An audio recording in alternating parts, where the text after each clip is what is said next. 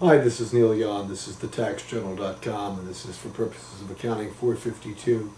From an estate tax standpoint, an illustration of what's called the 2032 alternate valuation date. And 2032 is naturally the section that governs, and it's an option for an executor to make on a estate tax return, the 706, whereby an economic hardship may have hit the estate, and therefore the assets themselves have gone downhill in value, and it would be appropriate to make the election where estate taxes would be due. So let's do this. Let's go to the illustration that we have here. And let's say we have Neil passed away on January 1st of 2008.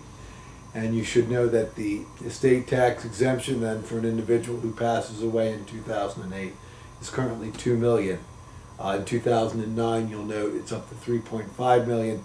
That, of course, is dependent upon what Congress does and the upcoming presidential election and the phase-outs and all those other fund-related items. But let's go back to the issue at hand.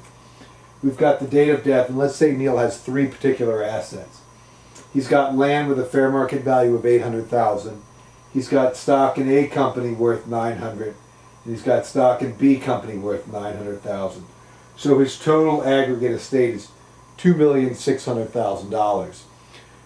With a $2,600,000 estate and a $2 million exemption, he has $600,000 that's going to be subject to the estate tax after you take into account the unified credit.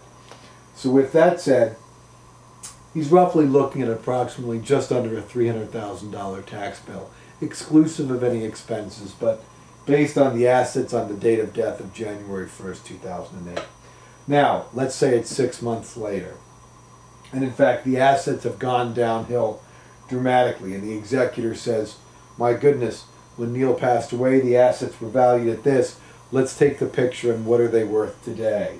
And let's say it's July 1st of 2008.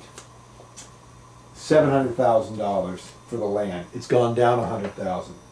A company stock, oddly enough, has actually gone up $100,000.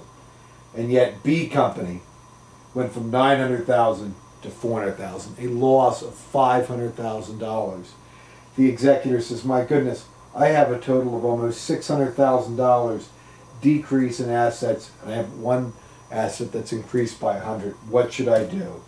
Well, if you take the aggregate amount of the value of those assets at the 6-month mark, it's at $2,100,000.